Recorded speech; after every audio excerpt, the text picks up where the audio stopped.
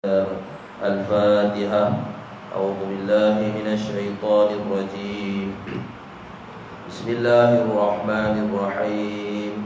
الحمد لله رب العالمين الرحمن الرحيم مالك يوم الدين إياك نعبد وإياك نستعين اهدنا الصراط المستقيم صراط الذين أنعمت عليهم غير المغضوب عليهم ولا الضالين. بسم الله الرحمن الرحيم. Assalamualaikum warahmatullahi wabarakatuh.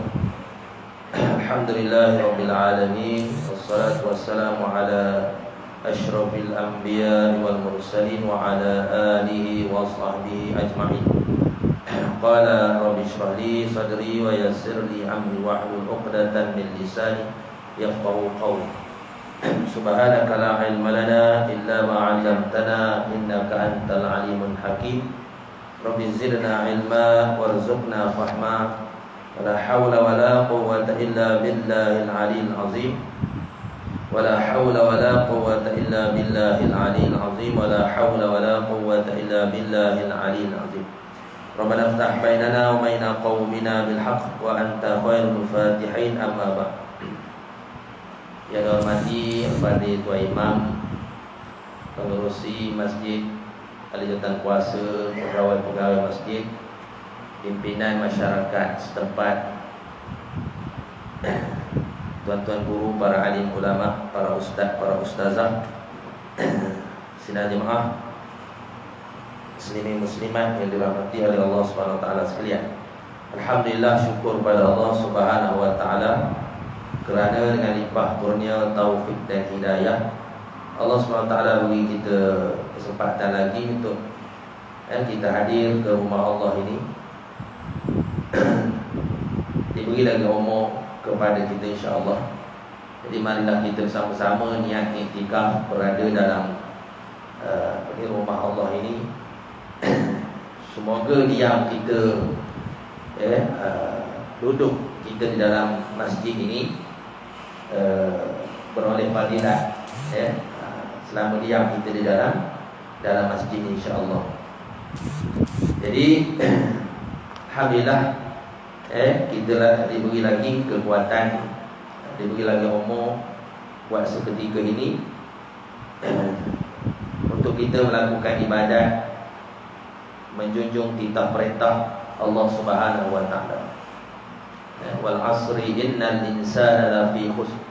Di masa sesungguhnya manusia berada dalam kerugian, melainkan mereka yang berpesan-pesan dengan kebenaran dan berpesan-pesan dengan kesabaran.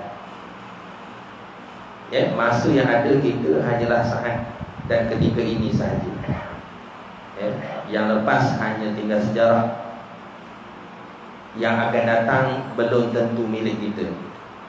Jadi yang ada pada kita hanyalah sekarang. Jadi marilah kita sama-sama tajdid niat kita, memperbaharui niat kita setiap masa. Boleh jadi kita hadir ke masjid hari ini disebabkan lain daripada Allah SWT, rugilah. Kalau tidak pun kita dah berada dalam masjid. Jadi kita niat kerana Allah. Jadi boleh jadi ada yang niat kerana lain daripada Allah. Kebiasaan, boleh jadi kebiasaan. Jadi tabiat dia dah pergi ke masjid, bukan kerana Allah. Itu kemungkinan lah dalam hati mana nak. Macam mana kita nak korek dah hati orang. Tapi kemungkinan lah. Dah biasa. Jadi dia jadi macam adat pula. Ada. Kita balik pula niat kerana Allah Subhanahu wa taala. Sama lah semua sekali. Kalau kita ada dosa, istighfar kepada Allah. Kerana kita tak tahu lagi kita boleh hidup untuk tempoh masa atau sampai isyak ni pun belum tentu lagi kita boleh hidup. Itu. Jadi setiap masa kita memperingati Allah Subhanahu wa taala, takut kepada Allah. Disebut apa? Afdalul iman anta ta'lamu ittaqillaha haitsu ma kunta. Seafdal iman adalah dia mengetahui setiap masa. Dia mengetahui dan Setiap masa dia merasakan takut kepada Allah SWT. Setiap masa dia merasakan pemerhatian Allah SWT. Itu iman yang sebenar. Jadi iman yang hanya duduk di ilmu, dia tidak sampai ke mata hati. Walaupun sah dah iman, dari sudut ilmu sah dah, dari sudut iman sah dah. Tetapi iman ni kita naikkan darjah sepanjang hidup kita. Kita kena upgrade. Jangan kita duduk iman tu takut tu je.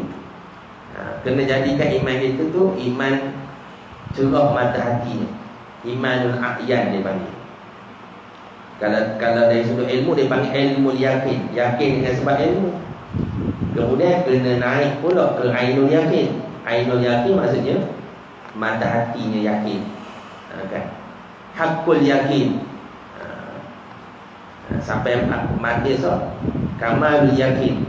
Sempurna keyakinan. Baru nampak malaikat, baru nampak kubur, baru nampak akhirat. Betul apa yang Rasulullah SAW sebut dalam hadis. Betul rupanya. Jadi kita bersaksi dengan mata kepala kita ni akhirat kan. Jadi insyaAllah kita menyambung lagi perbincangan kita berkenaan dengan dosa-dosa besar.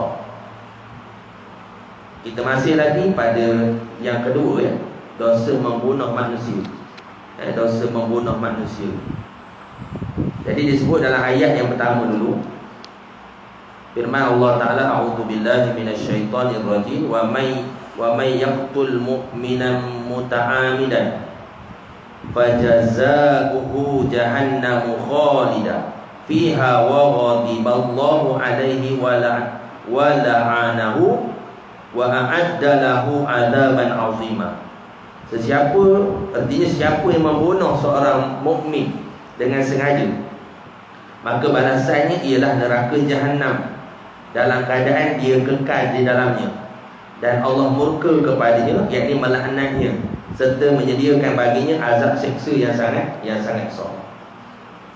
Jadi dosa membunuh ni sangat besar tuan-tuan. Diletakkan oleh pengarang tuan guru kita ni, syekh kita ni, dosa yang kedua selepas daripada syirik.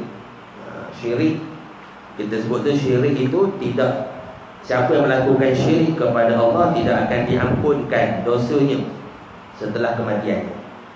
Dia kata dia mati, dosanya tak diampun, syirik.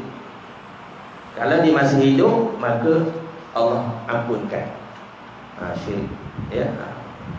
Syirik dari sudut akidah terkeluar daripada Ahlussunnah wal Jamaah. Macam COVID ni kan, kita kata COVID ni menyebabkan mati. Dia kata COVID memberi bekas pada mematikan, bukan Allah.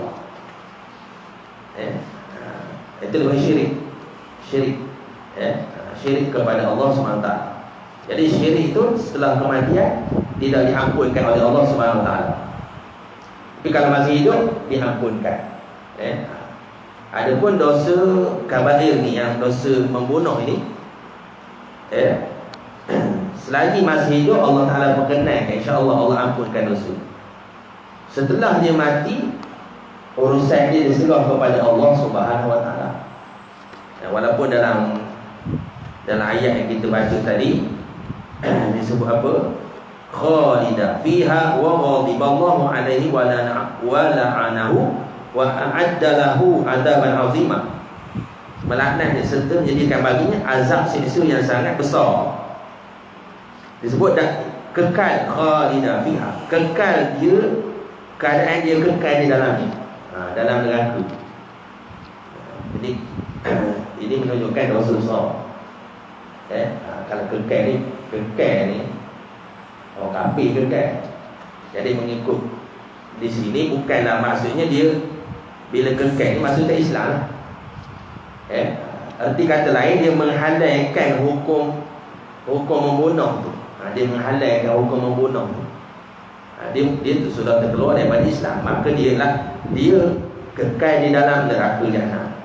Tetapi kalau dia melakukan dosa itu, cuma dia mengatakan bahawa dosa memang dosa besar,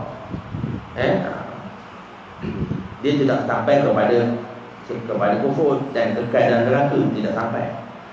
Cuma dia dikenal sebagai kufur asghar, kufur kecil.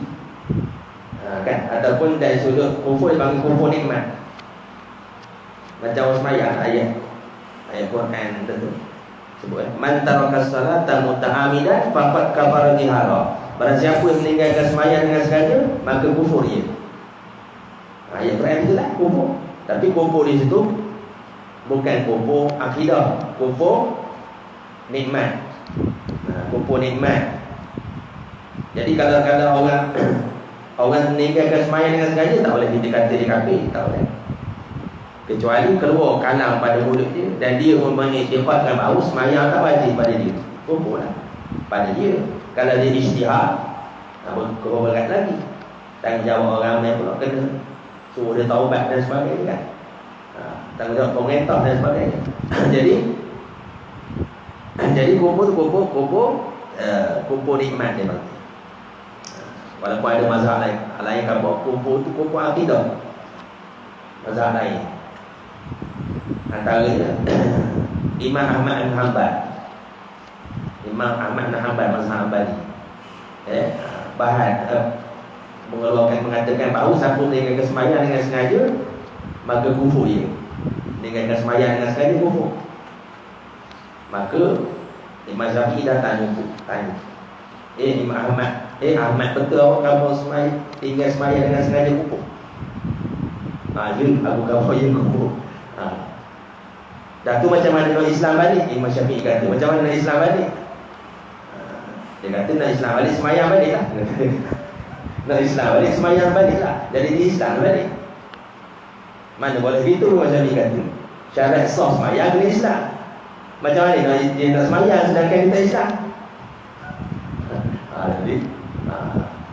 Jadi apa ni? Mata pay siapa? Imam Ahmad bin Hanbal kata betul juga kita. Macam mana nak sembahyang? Nak Islam balik dia kata kalau tinggal sembahyang kufur. Maka nak Islam balik macam mana? Kena sembahyang balik. Macam mana nak sembahyang? Syarat sah sembahyang mesti Islam. Kan? Jadi itu maknanya pandangan kita jelaslah, maknanya meninggalkan sembahyang dengan sengaja tidak kufur. Tak boleh kita kata ni ahli neraka ni pasal apa? Tak aja aku nampak dia sembahyang. Sembahyang hidup tak pernah nampak dia sembahyang. Masjid jauh sekali sembahyang tak aja nampak. Sejadah pun tak ada kat rumah. Umpamanya kan. Aku kawan rapat dengan dia. Dekat rumah tak ada sejadah pun. Tak aja sembahyang. Ahli neraka tu tak boleh kata gitu. Tak boleh kita kata dia ahli neraka. Tak boleh. Maknanya mati orang yang dosa besar ni serah pada Allah Subhanahu Wa Taala. Kan? Kecuali kita sebut amalan ahli neraka boleh. Ini amalan awak ni amalan ahli neraka, tinggalkanlah. Mana kita nasihat dia, kita beri ancaman neraka pada dia. Akhirat esok Allah kata buat meninggal sembahyang neraka. Kan? Akhirat esok Allah kata mencuri neraka tempat ni. Cuma kita bukan kata dia ahli neraka, amalan ahli neraka tak pun. Kan? Ancaman. Allah pun memberi ancaman dalam Quran. Seumpama tu. Termasuk dalam ni. Keadaan dia kekal dalamnya dan Allah murka kepadanya, melaknat serta menyediakan bagi azab seksa yang sangat besar. Mana menunjukkan dosa membunuh ni sangat besar. Dosa membunuh ni sangat besar. Kekal di dalamnya, kekal dalam artinya menunjukkan beratlah, bukan sampai kufur. Membunuh siapa kadang-kadang dia merasa dia tahu dosa tu besar, membunuh tu, tetapi dia melakukan pembunuhan itu boleh jadi dengan sebab tersepit ataupun umpamanya nak lari kan, dia membunuh ataupun tak sengaja begitu kan.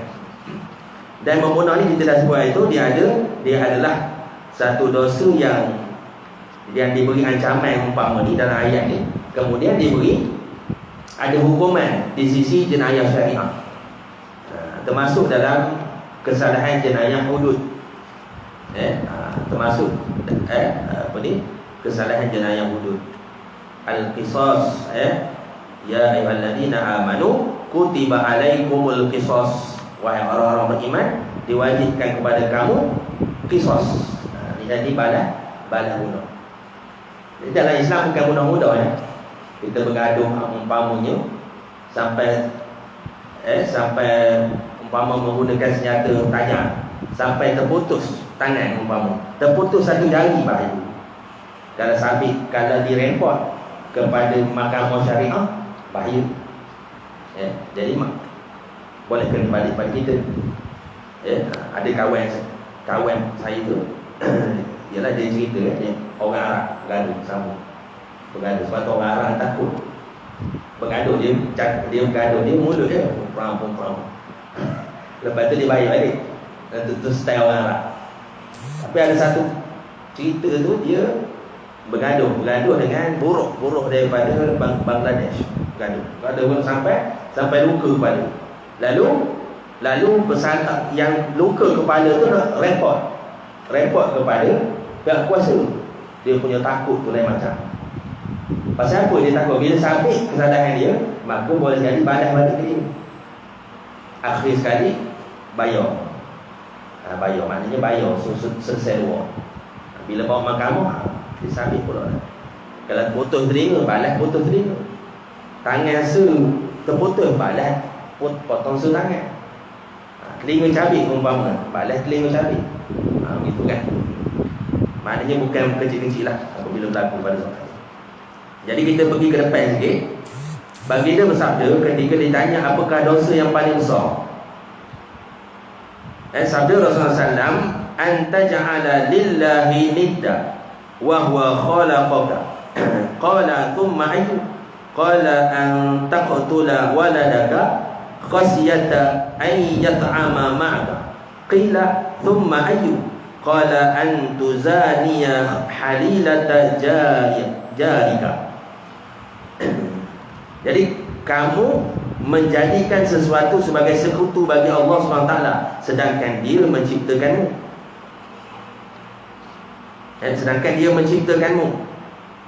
Sahabat itu bertanya lagi, kemudian apa? Rasulullah SAW bersabda, dosa yang paling besar, yang pertama sekali, kamu menjadikan sesuatu sekutu bagi Allah, sedangkan dia menciptakanmu. Maknanya menyekutukan Allah SWT dengan sesuatu yang lain. Dia panggil mengadakan benda yang tak ada. Tuhan lain memang tidak ada. Tidak ada sekutu bagi Allah. Maknanya kita mengingkari rububiyah Allah. Kita sebagai hamba, uluhiyah kehambaan kita, kita mengingkari rububiyah Allah, ketuhanan, Rabb. Kan mana boleh makhluk tak boleh digelar sebagai Al-Khaliq, tak boleh. Mana boleh digelar sebagai Al-Khaliq, pencipta. Kerana makhluk tu buat benda yang sedia ada.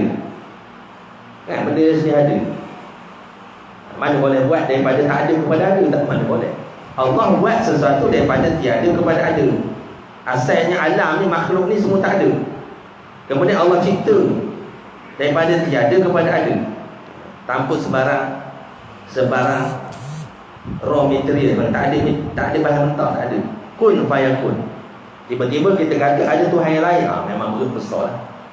Tetapi berbeza bawah. Kalau membunuh ni, dia tidak mengadakan benda yang tiada. Membunuh ni hanya kesalahan. Maksudnya tidak mensyiriklah, bawah daripada kesalahan syirik.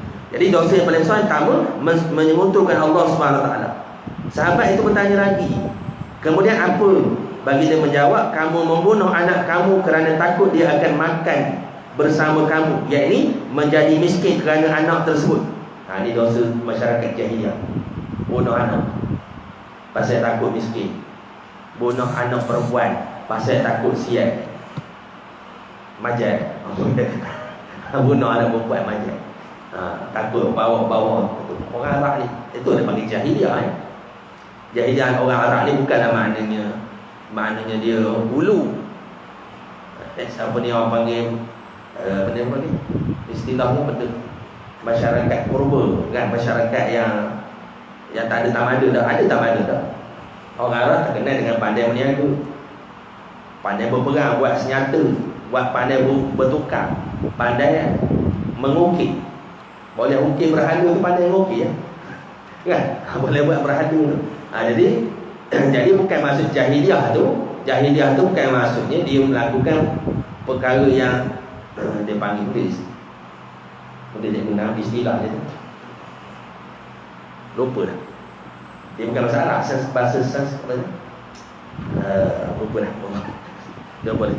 Maknanya melakukan perkara yang luar pada tamadun lah. Okay. Jadi maknanya membunuh anak. Ada di kalangan Arab tu dia tak tahu kenapa dia bunuh. Sebab apa dia bunuh? Sebab dia malu pada jiran tetangga dia, malu kepada kaum kerabat dia. Orang sebelah rumah dia bunuh. Tak lama orang sebelah rumah ni bunuh anak perempuan. Dia pun dia rasa malu. Kalau dia tak bunuh jadi pelik pula. Dalam masyarakat bila tak bunuh anak, akhir sekali dia bunuh. Dia pun tak tahu apa sebab dia bunuh. Tu. Nampak tu? Ada juga. Tapi dalam ayat ni sebut maknanya membunuh dengan sebab takut miskin anak tersebut. Tak ramai tau. Takut anak ramai. Akhir sekali merancang. Makan perancang takut. Bila anak ramai jadi susah. Bukan salah rancang tu. Jangan sampai kita mengatakan bila lahir anak rezeki mahal. Sedangkan tiap-tiap lahir anak itu maka ada rezeki. Allah jamin rezeki. Lahir dengan rezeki. Kan? Saya kasih dulu anak pertama, anak kedua kan. Rasa pada akhir gerak ni kena bagi. Kalau pendapatan tu kena pecah lagi. Rupanya lepas keluar tu sekali ganda lagi naik. Atau rezeki Allah Subhanahu Wa Taala. Kita tak tahu mana sangka kan, tidak sangka. Orang dulu lagi pula anak pelai. Orang faham panggil berceretek tu. 13 anak. Gaya ada saudara saya tu. Kalau dia pergi kedai, orang panggil dia apa? Orang panggil dia kereta api. Orang datang dan gobok kereta api. Datang kedai. Maknanya anak tu daripada dia, mak dia daripada anaknya susu molek. Gaya gobok kereta api. Tapi senang molek-molek ada, senang je. Senang je. Dan dua senang kan. Anak pula boleh dengar kata dan sebagainya. Maknanya dia senang. Dan masa membesar kan bukan kata mana kaya dah, mana lepas makan kan. Diberi rezeki oleh Allah Subhanahu Wa Taala. Tapi sini takut tu dosa membunuh anak. Allah Akbar. Kemudian apa kata? Baginda bersabda, kamu berzina dengan isteri jiran. Berzina dengan isteri jiran. Ada besar sangat dosa. Berzina tu dah besar dah, tapi antara zina tu dia ada step pula. Yang besar lagi iaitu berzina dengan isteri jiran, tetangga. Sebab tu sahabat kalau dia lalu depan rumah isteri sahabat dia, ketika sahabat dia tak ada, isteri dia keluar pada rumah.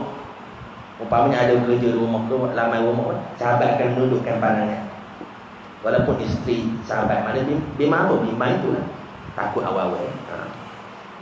La taqrabu zina, jangan hampir zina. Tapi zina yang paling besar, jadi zina dengan jiran tetangga. Sementara lagi sumpah mahal lagi dah pula. Dengan anak sendiri, Allahu Akbar. Kan? Apa haruan makan anak. Kan? Macam-macam sekarang. Itu masyarakat perbuatan tu zaman jahiliah dah berlaku semua dah. Zaman jahiliah ada gitu kok. Isteri bangun seorang saudara akan berzina dengan beberapa orang lelaki. Bila lahir anak daripada hasil perzinahan itu, maka diserah kuasa pada perempuan itu memilih siapa yang nak jadikan sebagai suami. Masa tu mana DNA tak ada. Ujian DNA tak ada masa tu. Maka dia kata mana yang kena. Maka yang tu dia pilih menjadi suami. Maka orang tu tak boleh menolak. Maka itu masyarakat jahiliah. Kemudian ada isteri, suami ada isteri boleh kongsi pula. Jadi perkara itu berlaku hari ini di barat. Di dunia barat berlaku perkara maknanya kongsi. Isteri kongsi dengan orang lain. Kan? Ini berlaku pula di tempat kita. Macam-macam daripada itu. Baru ni sugar book. Sugar book. Sebab apa? Nak bayar yuran. Akhir sekali jadi ambil upah jadi pelacur. Kan pelacur. Tapi pelacur bukan duduk di lorong-lorong lah. Pelacur maknanya menggunakan laman sosial, apa ni, web tu, sugar book itu menawarkan khidmat tu, jadi orang bayar. Semata-mata untuk apa? Untuk belajar, untuk bayar asrama, bayar yuran dan sebagainya. Asal pada apa? Akidah tak ada.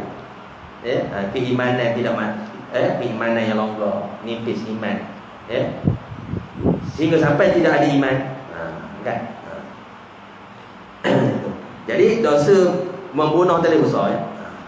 Lagi sabda Rasulullah SAW, Idzal taqal muslimani bisayfayhima fal qatilu wal maqtulu finnar. Qila ya Rasulullah, hada lil qatil fama balul maqtuli. Qala innahu kana harisan ala qatli sahibihi. Artinya apabila dua orang muslim bertemu dengan menghunus pedang, masing-masing bertujuan membunuh. Dua orang muslim bertemu, masing-masing bertujuan untuk membunuh, maka si pembunuh dan orang yang dibunuh berada di dalam neraka.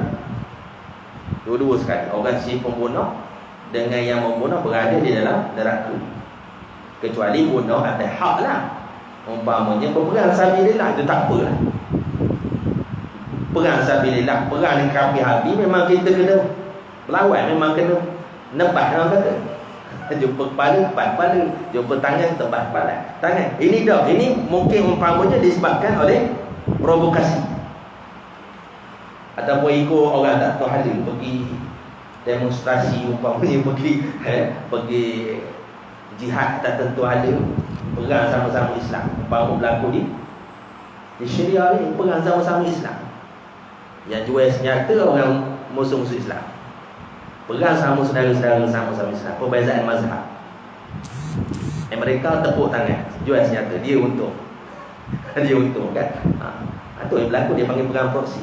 Yaman, contoh Yaman tu perang proksi antara Syiah Husi.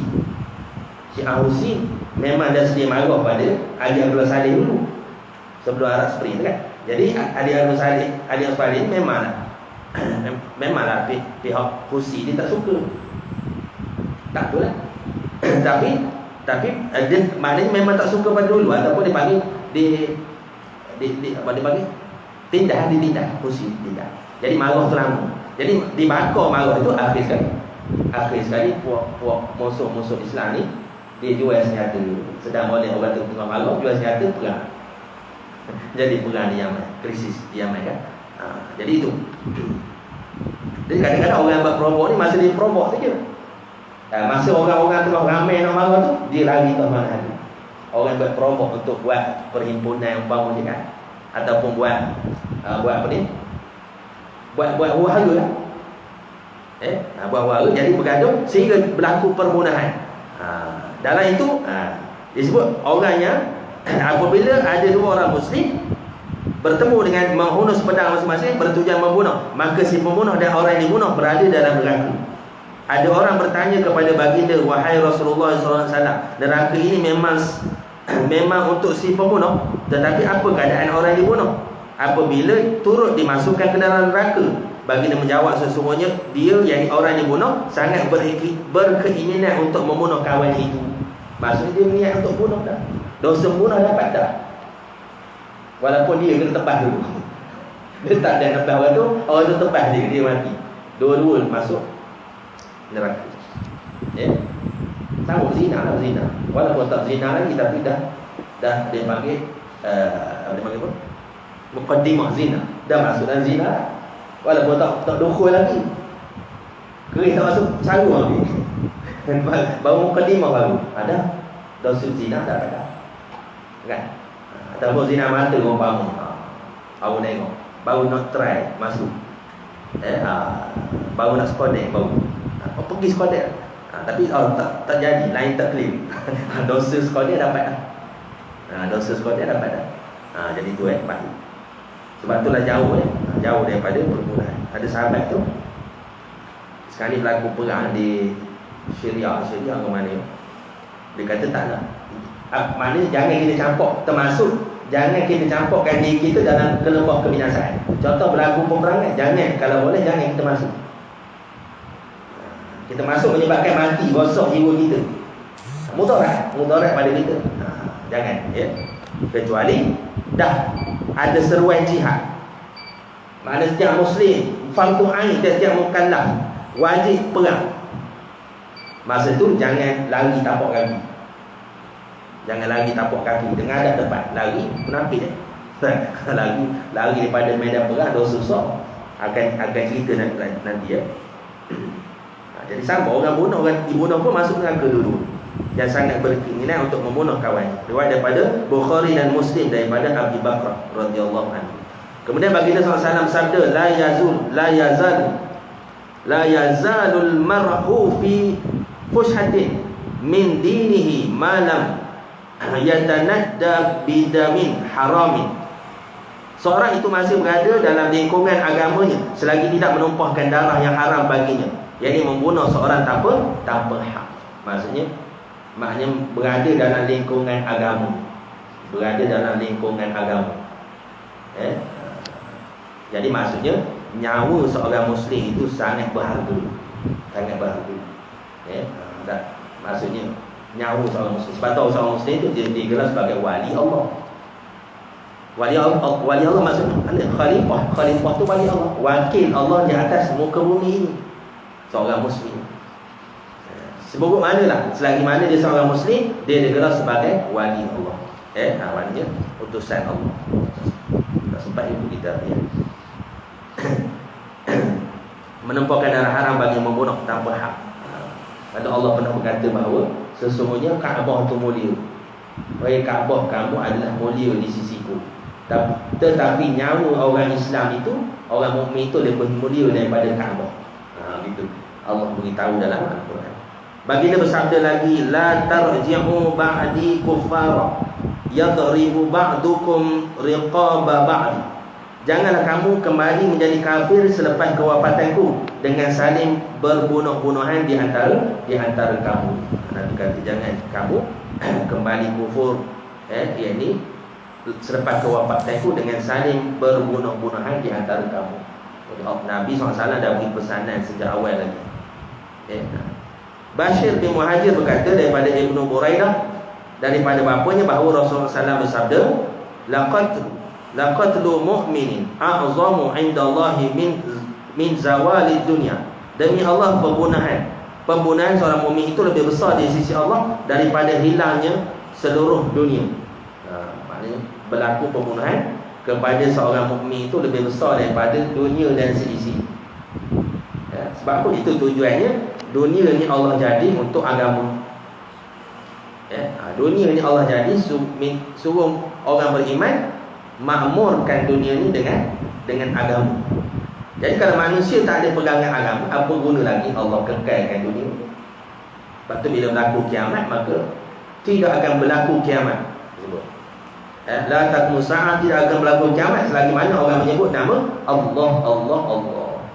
Kan selagi ada orang menyebut nama Allah. Jadi kalau tak ada orang sebut nama Allah, apa tak ada kepentingan Allah Ta'ala nak meneruskan dunia, maka berlakulah kiamat.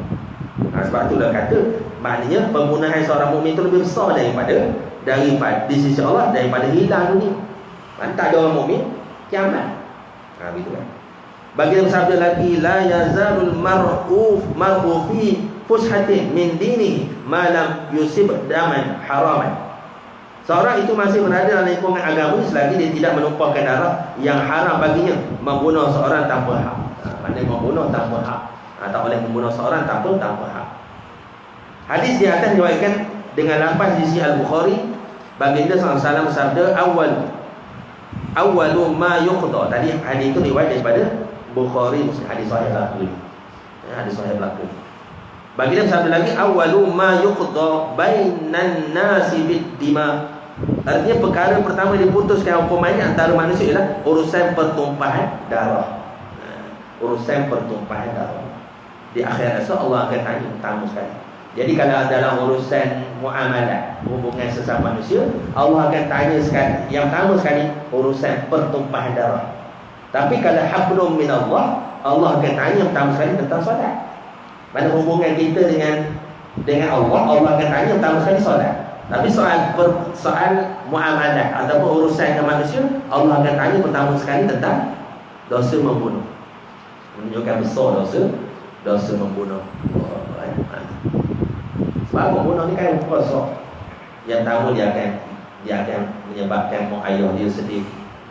Okay? Yang kedua, dia akan meninggalkan janda. Banyak akibat itu. Menyebabkan janda akan ada janda, kemudian akan ada anak yatim, kemudian ada saudara mara yang sedih. Kan? Sebab itulah urusan kematian tu diserahkan kepada wali dia. Maknanya nak sabit ke tak sabit ke hukuman tu diserah kepada wali dia. Kalau berlaku satu perbunuhan, maksudnya nak minta maaf pada siapa? Bukan surahan jahit apa ni? Surah diraja bukan. Maknanya yang kena minta maaf adalah keluarga dia. Keluarga. Kalau keluarga maaf. Kena hukuman pula. Kalau tak kena qisas, kena pula. Dia panggil kena bayar dia. Sekarang tu tengok jenis pembunuhan. Ada sengaja, ada menyerupai sengaja. Kadang-kadang dia bukan sengaja. Umpamanya apa? Pakai kayu bulat. Kalau pada ada yang tak mati, lebang gitu dia patok dia tak mati. Tapi tiba mati pada tu. Ada dia panggil menyerupai sengaja. Kalau sengaja, senjata tu memang boleh membunuh tu. Kan? Adik-adik itu kena belajar apa ni? Bab jenayah, fiqh jenayah. Ada dia bincang. Jadi menumpahkan darah haram, menatap faham. Janganlah kamu kembali kepada kami tadi. Jadi dari Quraisy meriwayatkan daripada Sya'bi daripada Abdullah bin Amir. Boleh habis tak? Cepat. Kena berhenti dah. Sikit lagi. Ada dua surat. Ada dua helai. Jadi Rasulullah SAW sabda akbarul kabair isyraku billah wa qatlun nafsi wa uququl walidain wa qauluz zur aw qala wa syahadatuz zur. Di antara sebesar-besar dosa daripada dosa-dosa besar ialah syirik kepada Allah, membunuh manusia dan derhaka kepada kedua ibu bapa. Maknanya syirik, kemudian membunuh manusia dan derhaka kepada kedua-dua ibu bapa, dan percakapan yang dusta, atau bagi dia sabda, dan penyaksian yang palsu, saksi palsu. Masuk mahkamah jadi saksi palsu, dosa besar sangat. Sumpah maknanya dah tak ada, semua tak mengaku belaka. Akhir sekali mahkamah syariah untuk hakim panggil dua-dua kena sumpah.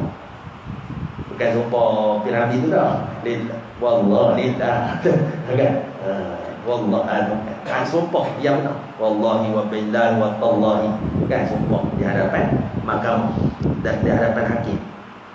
Diriwayatkan daripada Humaid bin Hilal, katanya Bishr bin Asim memberitahu kami, Uqbah bin Malik memberitahu kami daripada Rasulullah SAW. Baginda bersabda, innallaha aba alayya man qatala mu'minan qala hadalatan. Sesungguhnya Allah enggan menerima permohonanku supaya beri keampunan kepada siapa yang membunuh seorang mukmin. Beliau yang Uqbah berkata, baginda mengucapkannya sebanyak tiga kali. Maksudnya walaupun Nabi itu doa dia afdal, doa ni memang dimakbulkan oleh Allah, tetapi dengan sebab berlaku perbunuhan ini terhalang, maknanya perkenan Allah untuk menerima, maknanya perkenankan doa Nabi SAW. Termasuk syirik lah, syirik kufur memang lah. Antaranya doa Nabi kepada Abu Talib. Nabi beritahu dalam majlis, Nabi kata sesungguhnya sekarang ni langit tengah dibuka, Allah sedang membuka langit, mari berdoa semua. Apa permohonan kamu? Nabi beritahu kepada sahabat. Lalu sahabat kata, aku nak tahu apa keadaan ayahku, adakah dia di syurga ke neraka? Lalu Nabi kata, ayah kamu dalam syurga. Saya tak ingat nama sahabat. Ayah kamu berada di neraka. Lalu sahabat tu beredar, dia putus asa, berdoa, jangan menangis, jangan putus asa, sesungguhnya ayahku pun dalam neraka. Rasulullah kata, sesungguhnya ayahku pun dalam neraka. Bukan ayah sekali, untuk sekali, iaitu Abu Talib. Abu Talib pun ada. Maknanya Nabi pun terhalang doanya kepada Abu Talib. Cuma dengan berkat Abu Talib tu tolong Nabi dalam perjuangan Rasulullah SAW, Allah jadikan Abu Talib itu berada dalam neraka yang paling atas, masuk pada ringan sekali. Dia tak duduk di neraka paling bawah sekali, iaitu dipakaikan daripada terampah api neraka. Kemudian mengelegak Allah Abu Talib. Dia rasa dia paling azab sekali. Dia pun rasa pada azab sekali. Sedangkan orang lain pada lagi azab pada dia. Dia rasa dia azab dah. Tapi nak cerita neraka azab lah. Bukan nikmat neraka. Oh kalau gitu nikmat lah Abu Talib kan. Dapat rekomen Nabi kan. Dapat apa pertolongan apa dia. Allah Ta'ala perkenalkan.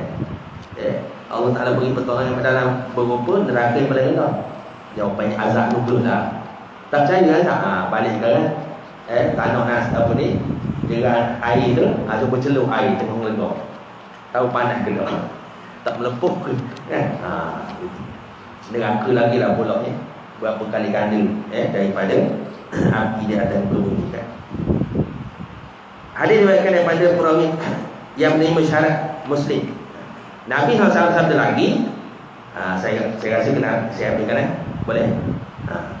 Ma min nafsin tuqtalu zulma illa kana ala bani adam al-awwal kiflun min damiha li'annahu awwalu man sanna qatla.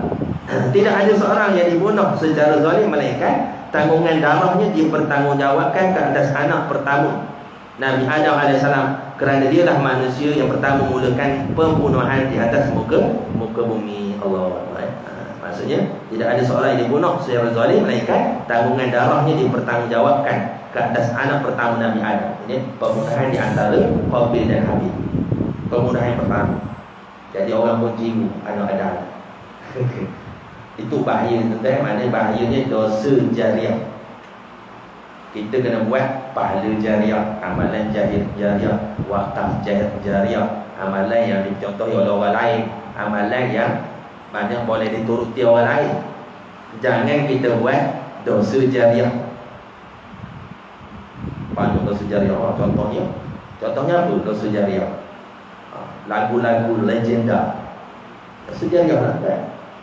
Walaupun dia dah taubat dah, tapi lagu yang dia buat tu sampai sekarang dimainkan di corong-corong radio, di YouTube. Okay? Dalam keadaan yang tidak menutup aurat dan sebagainya. Legendaris dia panggil. Legendaris. Mana orang-orang yang Allah buat contoh. Kita serah niat pada Allah SWT lah. Orang dah pergi, kita serah pada Allah SWT urusan. Tapi maknanya dosa jariah tu berkekalan lah. Dosa jariah, kita tinggalkan satu contoh yang tak baik kan? Kalau sebab itulah, kalau boleh kita buat jahat sekalipun dosa macam mana, cuba tutup apa ni, dosa kita tu daripada umum. Tutup aib. Satu aib kita, memang aib kita tutup. Allah perintah, Nabi SAW perintah tutup aib. Zaman Nabi tu ada orang ngaku pada Nabi, ya Rasulullah, aku berzina. Padahal orang tak tuduh, orang tak tuduh dia pun. Tak caru, tak sabit pun apa ni. Tak ada saksi pun, dia mengaku sendiri. Ya Rasulullah, aku berzina. Nabi buat ayat. Ya Rasulullah, aku berzina. Paksa Nabi suruh hukum ni. Hukumlah aku berzina. Nabi palingkan muka dia. Nabi buat ayat. Lepas beberapa kali Nabi kata, kenapa kamu ngaku? Allah dah tutup aib kamu. Buat apa buka lagi? Kan? Maknanya dosa yang apa ni, yang kita lakukan secara bersendirian, kita tutup aib kita tu. Jangan dibuka-buka aib tu. Dosa Allah tak ampun antaranya iaitu dosa yang kita lakukan pada malam-malam hari. Kita buat pada malam hari, pada siang kita cerita dengan bangga kepada orang lain. Malam tadi aku buat sekian-sekian. Malam tadi aku zina sekian-sekian. Malam tadi aku mencuri sekian-sekian. Tak ada orang boleh buat macam aku. Itu dosa yang tidak diampun oleh Allah Subhanahu Wa Taala. Jangan cerita. Kau buat solat. Bila jadi umum, dia jadi umum, dia jadi dosa umum. Bila jadi dosa umum, dia mengundang bala daripada Allah Subhanahu Wa Taala. Sebab tu di Indonesia kan berlaku bala, berlaku gempa bumi, berlaku tsunami. Pasal apa? Dosa tu dah menjadi umum. Dosa zaman Rasulullah ada ubat dosa dalam rumah masing-masing, ada ubat dosa. Ada lagi ni Allah. Di zaman Nabi pun ada lagi sahabat-sahabat yang masa tak turun lagi ayat Allah dalam poket sambil semayang, kau tahu ada yang bawa berhala lagi. Masih lagi dalam tempoh tarbiyah oleh Rasulullah SAW. Tapi dosa tu dia panggil dosa yang tersembunyi, tak jadi umum. Bila umum, apa ya? zina secara umum. Sebab itulah tidak akan berlaku. Maknanya apabila berlaku apa pun, apabila muzik di mana digemari ataupun dipuja-puja oleh ramai secara terbuka, muzik, alat muzik, penyanyi dan sebagainya, secara terbuka, maka tunggu balasan Allah Subhanahu Wa Taala. Bukan salah nak menghibur dah, tapi mana menjadi benda tu jadi umum. Jadi dosa itu dosa. Diriwayatkan daripada, seterusnya diriwayatkan daripada Ibnu Umar, daripada Nabi SAW, bagi dia bersabda, man qatala mu'ahadan lam yarih ra'ihatal jannah wa inna rihaha yujadu min masirati arba'ina aman. Sesiapa yang membunuh seorang kafir mu'ahad yang telah berjanji untuk taat kepada pemimpin Islam, dia tidak akan menghidu bau syurga, sedangkan baunya boleh dihidu sejauh jarak perjalanan 40 tahun. Makna bunuh kafir mu'ahad. Bunuh kafir mu'ahad, dia tidak akan menghidu bau syurga. Masuk syurga lagi lah pun, walaupun dia beriman, dia tidak akan bau syurga. Sedangkan baunya boleh dihidu sejauh jarak perjalanan 40 tahun. Kafir mu'ahad ni dia panggil baru ni lah, isu Korea ni, duta tu kafir mu'ahad. Duta kafir mu'ahad. Maksudnya dia jadi duta dalam negara umat Islam, walaupun dia buat kecoh, tapi tak boleh kita bunuh dia. Kalau bunuh lagi pula sila-sila perlu pandu sampai Korea Utara, sampai kemari. Itu mujur kita tak bunuh, kita hantar duta tutup kedutaan je. Dia pun nak memutus hubungan diplomatik dengan kita. Kan? Itu dia panggil kafir mu'ahad. Ada dia panggil kafir musta'man. Kafir musta'man ni orang yang lari daripada negara yang huru-hara, negara perang. Dia lari, dia minta, dia panggil apa? Suaka politik lah, istilah dia. Dia minta suaka politik masuk dalam negara kita, haram kita bunuh dia. Tak boleh kita bunuh dia. Awak buat ikut negara tu, bunuh.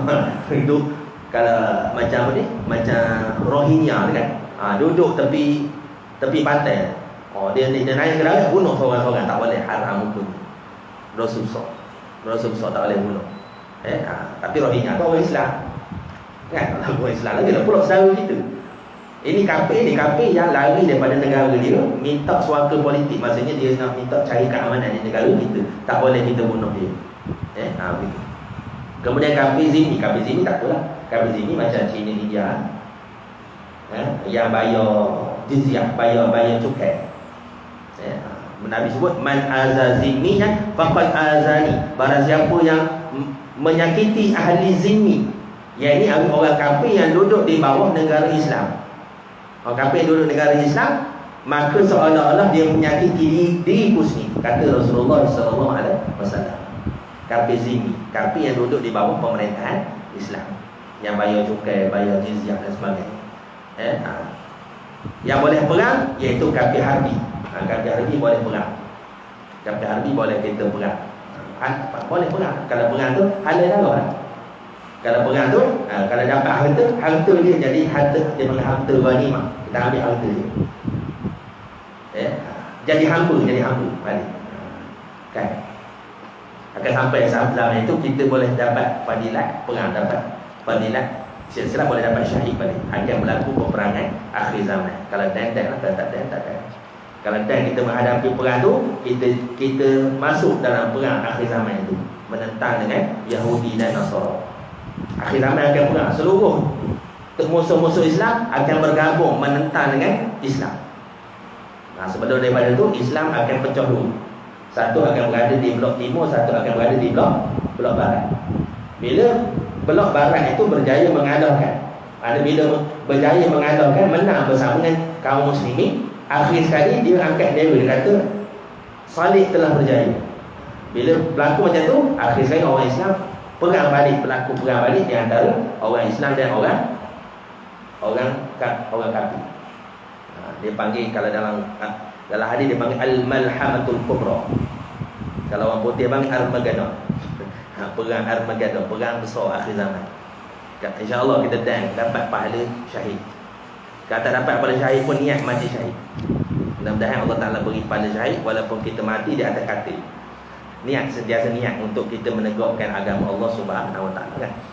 Itu. Diriwayatkan daripada Abu Hurairah daripada Nabi SAW baginda bersabda. Saya baca makna ya. Ketahuilah bahawa siapa yang membunuh seorang kafir mu'ahad yang mendapat perlindungan daripada Allah dan Rasulnya, maka sesungguhnya dia telah membatalkan perlindungan Allah ke atasnya, serta tidak akan dapat menghidu bau syurga, sedangkan baunya boleh dihidu sejauh jarak perjalanan 40 musim luruh tahun. Mana 40 tahun jarak boleh bau syurga, tapi orang yang melakukan demikian tidak akan bau syurga walaupun dalam perjalanan 40 tahun perjalanan boleh membau bau syurga. Atau besarnya dosa ya. Tak boleh. Orang kafir kita tak ada hak pada dia.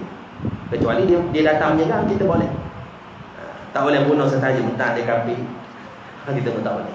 Atau berhutang pun kena bayar. Orang kafir, kita berhutang orang kafir kena bayar. Sama orang Islam. Jangan kira kita berhutang motor contoh. Lari bayar kedai contoh. Biarlah kedai sini kau malas bayar. Jangan. Kita dah kena dakwa esok di akhirat. Kita kena dakwa. Sama macam kita berhutang dengan sama Islam lagi lah pula. Sama kafir pun, maknanya berhutang pun kita kena bayar gitu. Begitu. Sikit lagi ada.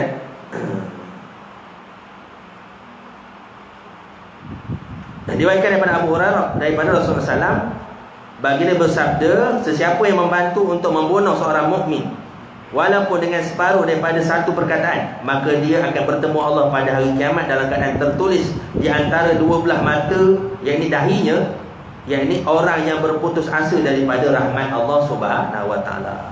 Membantu membunuh seorang mukmin, maknanya bantu membunuh. Kita dah cerita tadi apa harga nyawa orang mukmin di sisi Allah Subhanahu Wa Ta'ala. Ini kan pula kita bantu, kita tolong orang lain supaya bunuh orang mukmin. Sebab tu boleh, antara tempat yang boleh menipu iaitu apa? Dia nipu dia marah, tapi nipu sunat tak ada. Jangan kamu ada nipu sunat, tak ada nipu sunat. Nipu yang diharuskan ada. Contohnya apa? Nipu dalam peperangan. Boleh. Sesungguhnya peperangan itu satu penipuan. Betul lah. Takkan perang nak beradak gitu je. Mesti ada strategi. Orang perang, askar mesti ada strategi. Dia ada duduk balik ni, ada duduk. Takkan nak lugu buat makan pakai gerak nasi je. Mati kan? Mesti ada hak tendor, ada hak strategi, ada pasukan kedua macam-macam. Orang askar dia tahu tak? Strategi perang itu mana penipuan lah, strategi. Termasuk orang nak membunuh saudara. Orang datang rumah kita tanya, ada mamat di rumah mamat sebelah ni. Mamat ada di rumah. Dia bunuh, kita tahu orang tu memang nak bunuh dia. Jadi masa tu boleh kita menipu untuk menjaga nyawa. Jaga nyawa siapa? Jaga nyawa saudara kita tadi. Dia tak ada di rumah, dia tak lama atau duduk situ. Padahal dia ada di dapur, takut nyuruk. Jadi kita tipu. Tak apa, boleh. Dia haruskan itu. Ada tempat-tempat lah. Mengumpat pun ada tempat-tempat boleh. Akhir sekali diriwayatkan daripada Muawiyah, katanya aku mendengar Rasulullah SAW bersabda, mudah-mudahan Allah mengampunkan semua dosa kecuali seorang lelaki yang mati sebagai kafir atau seorang yang membunuh seorang mukmin dengan sengaja.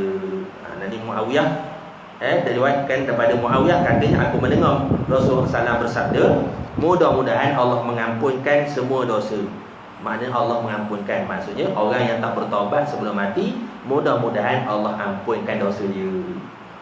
Kan? Banyak kita baca cerita-cerita dalam Quran, cerita dalam hadis. Maknanya orang yang mati, orang yang ahli maksiat pun boleh masuk syurga. Antaranya pelacur Yahudi, kan? Pelacur Yahudi dia ahli pelacur, tapi dengan sebab dia beri minum anjing yang jatuh dalam telaga, maka Allah ampunkan dosa dia. Tapi jangan beri makan anjing semayang dah. Beri makan anjing je. Semayang dah tak jadi. Itu antara dia panggil kes apa dia, yang perkara-perkara yang Allah Ta'ala nyatakan dalam Quran menunjukkan kasih sayang Allah, belas kasih Allah kepada manusia kan? Kecuali Nabi kata, kecuali lelaki yang mati sebagai kafir, memang mati kafir, tak boleh dah. Tak boleh, tak ada pengampunan. Atau seorang lelaki yang membunuh seorang mukmin dengan sengaja. Mana berat dosa seorang lelaki yang membunuh seorang mukmin dengan sengaja. Jangan kita, sebab itulah antaranya kalau timbul rasa nak marah, jangan. Timbul orang perobok jangan percaya fitnah. Antara kaji dulu. Fitnah ni antara dosa besar juga. Fitnah pasal apa? Fitnah boleh mengakibatkan perbunuhan. Fitnah lah menyebabkan perbunuhan. Macam tadi lah berlaku. Kita provokasi, orang provokasi. Akhir sekali kita masuk dalam rusuhan, demonstrasi atau sebagainya kan. Ya tidak hak lah demonstrasi yang diharuskan, boleh lah. Ada tempat boleh. Tapi maknanya dia bukan hak. Ya, semata-mata maknanya makan provokasi. Akhir sekali kita masuk dalam itu dan kita membunuh. Maksudnya kita termakan dengan fitnah. Itulah fitnah. Al-fitnatu asyaddu minal qatl. Fitnah itu lebih buruk daripada membunuh. Ya, bunuh selesai seorang. Tapi fitnah boleh satu puak gaduh dengan satu puak. Satu negara boleh berperang dengan satu negara dengan sebab fitnah. Macam Korea ni kan, silat-silat kayu. Salah faham ni boleh jadi sikit salah faham. Kalau tak diselesaikan dengan cara yang baik. Korea Utara, Korea Selatan, tak sikit Korea Utara. Komen ni. Bukan boleh percaya kau ni. Kan? Bila tahan orang putih bahasa Inggeris, komen ni kita sejarah macam mana kan? Tengok komen ni. Macam mana kan? Tahan orang putih. Orang putih dia ada diplomasi sikit, lepas tu dia boleh mengentok. Dia boleh menjajah ratus tahun. Pasal apa? Dia pandai diplomasi. Kalau apa ni? Kalau komen ni tak ada diplomasi, main perang dulu je, sembelih itu. Allahu Akbar. Mudah-mudahan Allah Taala melindungi kita insya-Allah, menjauhkan kita daripada bala bencana, musibah dan sebagainya insya-Allah. Jadi insya-Allah akan datang kita akan sambung, habislah tajuk ni. Kita akan sambung dosa yang ketiga, iaitu sihir. Dosa sihir, dosa yang ketiga. Ada tajuk yang pendek, kita akan pendek lah. Ada tajuk yang panjang, dia boleh jadi 2 kuliah orang ambil satu tajuk. Boleh jadi satu kuliah tu dua tajuk. Boleh jadi gitu. Dia dalam buku ni kan. Jadi insya-Allah mudah-mudahan Allah melimpahkan taufik hidayah kepada kita insya-Allah. Kita tangguh malam ni dengan tasbih kifarah dan surah Al-Asr. Subhanakallahumma wa bihamdika asyhadu an la ilaha illa anta astaghfiruka wa atubu ilaik. Bismillahirrahmanirrahim. Wal 'asri innal insana lafi khusr illa alladziina aamanu wa 'amilus solihati wa tawassaw bil haqq wa tawassaw bis sabr. Wallahu a'lam. Assalamualaikum warahmatullahi wabarakatuh.